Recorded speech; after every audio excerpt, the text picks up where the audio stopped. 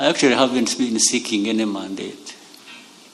The Rwandans have been asking me to stand for another mandate. At a personal level, I would comfortably go home and rest. It really takes a toll on me to handle these Rwandan problems. But I know for sure somebody will be found sooner than later, because that is a necessity. There is also the reality that those people who make that decision are also still demanding that I stay there. So my question is to them as it is to me, so you want me to stay here until when? Because I know there will be a time when I shouldn't be here, or I want to be here.